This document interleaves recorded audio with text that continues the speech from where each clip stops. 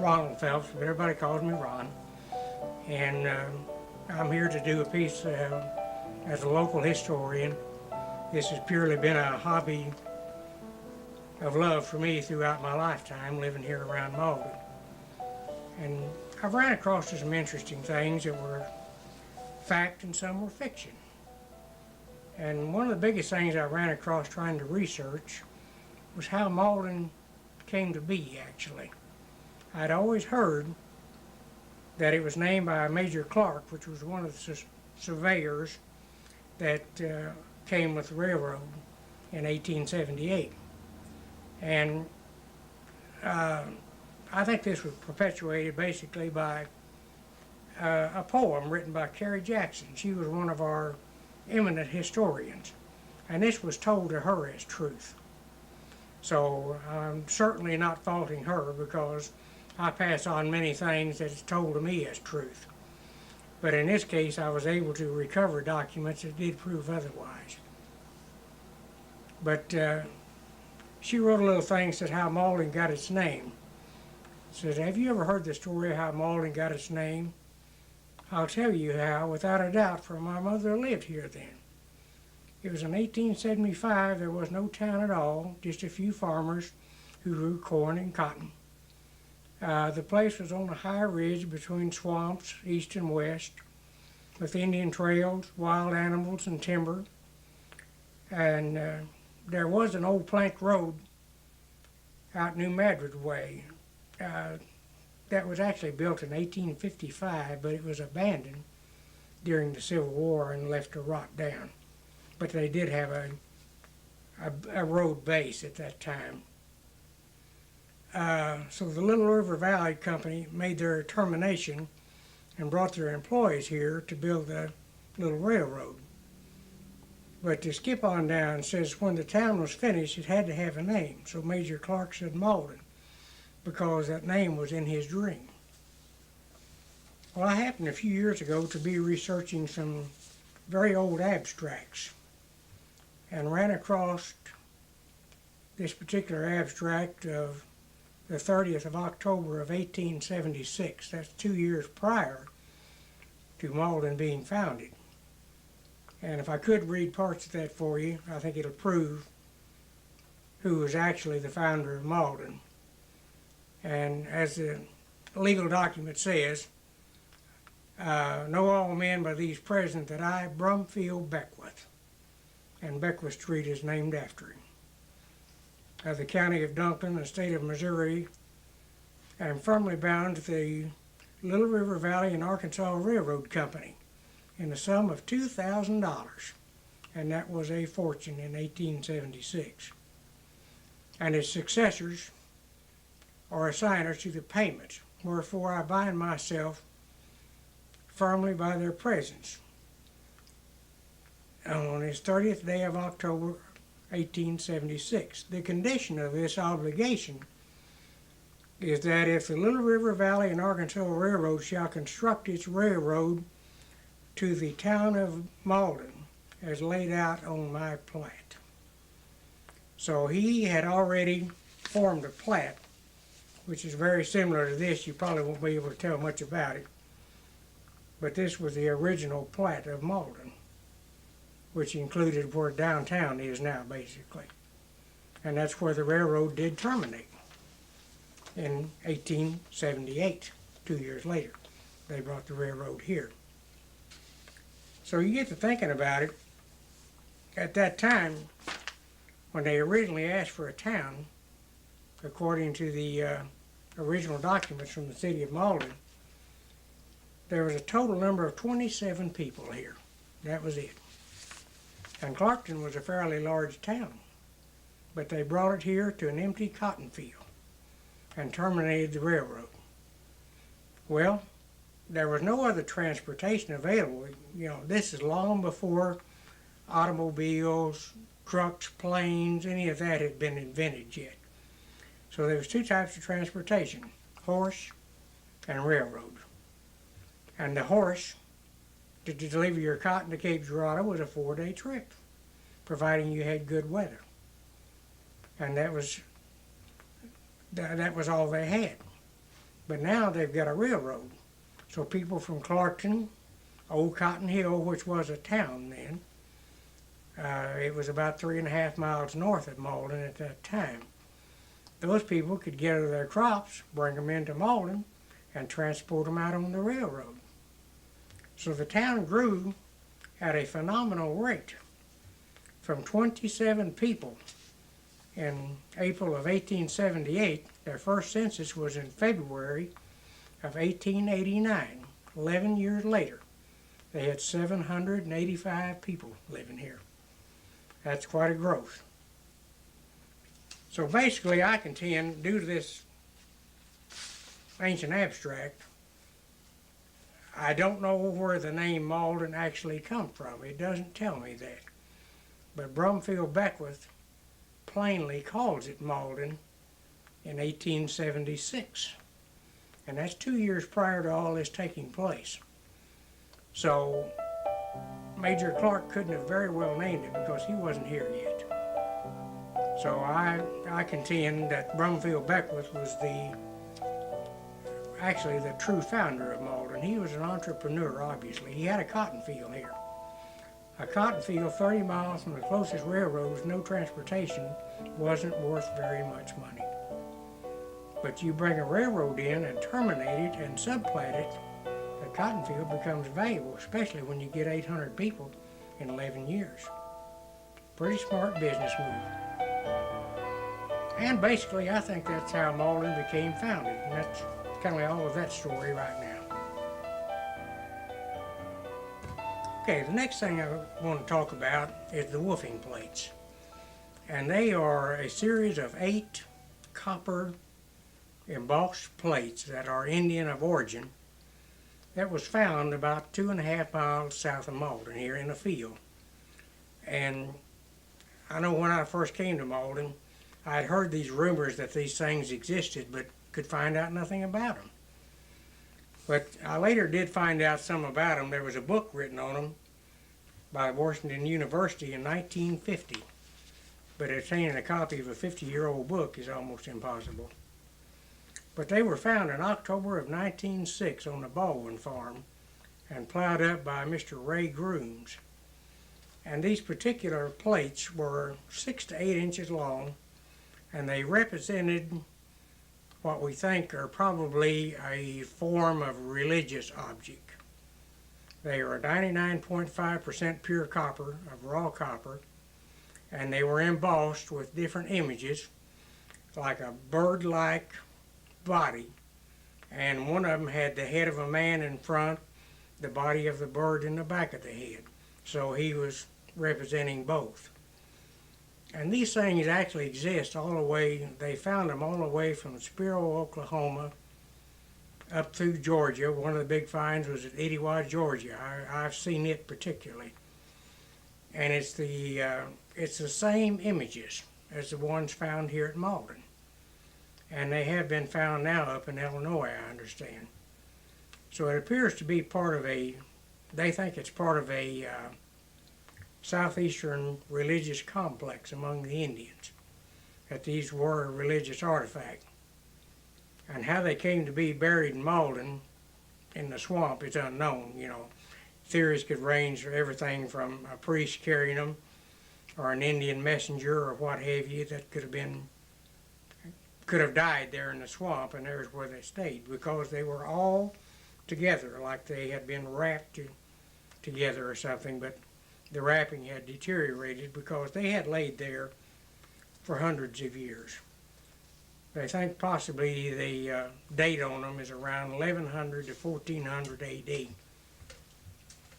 But when these things were found, they were brought to Malden by Mr. Grooms trying to sell them, and no one seemed to want to buy them at all, even not realizing they were probably one of the greatest archaeological finds ever made in the United States.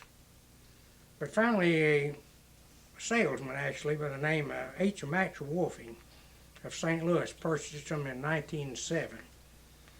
And it's my understanding that he later gave them to the Washington University. And if they remain there today, I've heard some of them are in the Smithsonian even. But we seem to have no access to them whatsoever. But there is, fortunately, we do have pictures of the 8 original plates. And we do have pictures of comparison with the Spiro, Oklahoma plates, which are identical. And I found those quite interesting that all took place because they're referred to archaeologically as the Malden plates. And that's quite interesting because it is such a find. And that's about all of that story. Okay, the next thing I want to talk about pertains to the local high school, and it's where the Green Wave got its name. And they know, beyond a shadow of a doubt, that it was given to them by Superintendent A.C. Moon. And he became superintendent in 1918. He was also the football coach. But I don't know, somewhere between 1918 and 1927 that he gave them the name. And there's really 2 theories behind that. One of them is they, after they had a particularly good football game, they defeated highly favored Poplar Bluff at Poplar Bluff. And they were said, at the next day at the school assembly, Superintendent Moon said they rolled over Poplar Bluff like a green wave. So they attribute part of that, but also Superintendent Moon, or Coach Moon, also went to Tulane University, and their mascot is the Green Wave. So anyway you go, still Superintendent Moon gave the Green Wave their name. And it was a green wave, and over the years we've used ships and various articles, you know, but it started out as a green wave, plain and simple. And one other interesting thing I ran across, in 1928, and fortunately I've had the privilege of knowing 2 members of this football team. They're long past now, but younger years I knew them. And that was Charles Wofford and, oh gosh, who was the other one? James Corder. And the team of 1928 were not only undefeated, they were unscored upon. They had a 9-game season and ended the season with a score of 290-0. And that's quite an accomplishment for a high school football team. It'll probably never be repeated again. And that's all the story of that. Okay, last thing I want to talk about is just a very, very brief history of the Malden Army Airfield. And it was in 2 phases. The first one was a military phase during World War II. Then the base was closed, and then it was reactivated under civilian control in the 1950s. But the original Malden Army Airfield, which you have to realize then there was no Air Force, it was Army Air. They actually took and opened the base on January the 6th, 1943. And the founder of the base was Colonel Roy T. Wright, W-R-I-G-H-T. And he's the man that should be given responsibility for the founding of the base, because I understand that he was flying across this area, was looking at it, and it had all the terrain you needed for training. It had hills, it had valleys, it had flat land, everything that you needed for pilot training. And so they selected 2,800 acres of it out here, at that time 3 miles north of town, which is in town now. But the enlisted men, they began arriving in January the 7th of 1943, and they would have a military population of about 3,000 people on that base, which is a lot of GIs, really. And one of the interesting sidelights was they had a radio show, 1944, called Malden on the Air. And it was broadcast weekly, and they later picked up a program on KFVS about Malden on the air also. They had their own newspaper called the Malden Breeze, and it strictly covered the Malden military activities during that time. And it was quite a good newspaper, actually. And fortunately, we do have a few copies of it left that's been preserved. And after, basically at the end of World War II, the base was deactivated on April the 1st, 1945, and it was turned over at that time to the city of Malden. But then we came along and reactivated the base again on August 21st, 1951. And that was under civilian control, called Anderson Air Activities of Milwaukee, Wisconsin. They were in charge of training cadets, and I believe they had around 600 at a time they were bringing through here. And the supervisor was E. Merritt Anderson. You might recognize Merritt as Merritt Street. But they brought all their training to here, and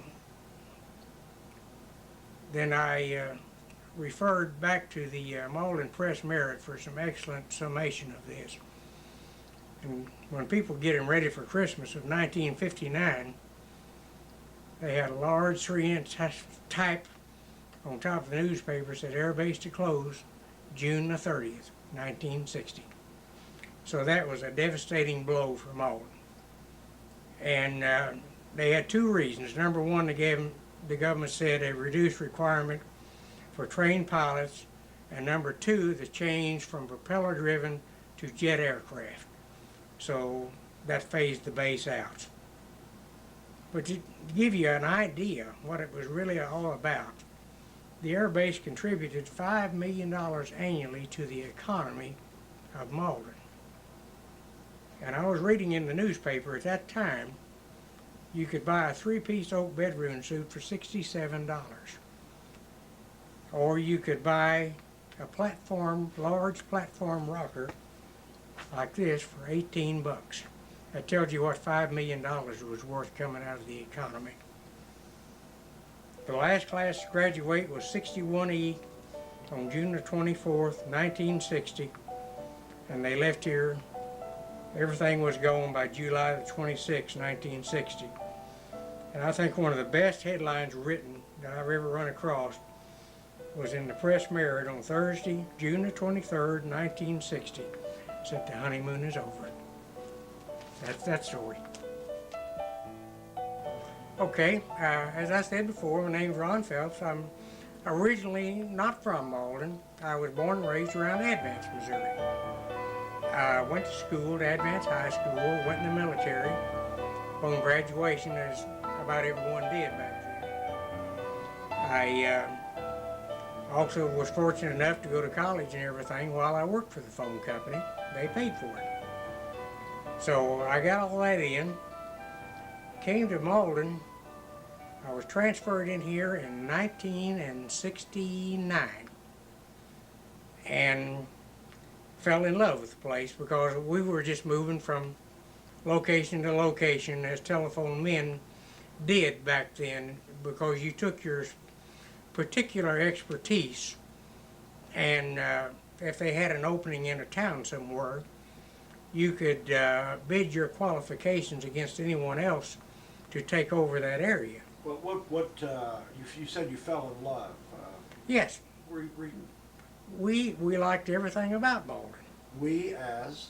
My wife Dottie and I. Okay. When did you and Dottie meet? What was that story? At that time that we met, I had been transferred into Kennett, Missouri. She was from Kennett, Missouri. Okay. I was introduced to her by a telephone man. And so love at first sight. Love at first sight. So we got married, and we've had a very, very successful marriage. Well, you got married in Malden or Kennett? We got married in Kennett. And where And we were living at Kennett then. I had been transferred to Kennett. Then I left Kennett and went to I went back to my hometown as a telephone man there. And then I went to Kirksville, Missouri as manager of Northeast Missouri. Did you have a big wedding, or Oh no, very small. were your folks Just- from Advance there? I know, my father had passed away at that time. And no, my mother was, and that was about it. What did you do? Did you go on a honeymoon? Very short honeymoon. Money was in short supply. But like I said, we came back to Malden and we fell in love with this town, and gosh, we bought our home right here where we're filming. And Is that right? You bought, this is your original home? yes, That you bought in 1972. Beautiful home it is. This is the original home, and we've enjoyed it. I spent my career with them, and Dottie also worked for the phone company for a number of years. My grandmother worked for the phone company as an operator in the first phone company in Malden. There's a photograph of her down at the museum. I'll be darned. Well, the phone companies actually have went through a series of companies here. The first one, Malden again, had one of the first phone companies in the county. You remember seeing that photograph in the calendar? Yeah, The operators, Mhm. one of those was my grandmother. I'll be darned. Yeah, Florence Riggs.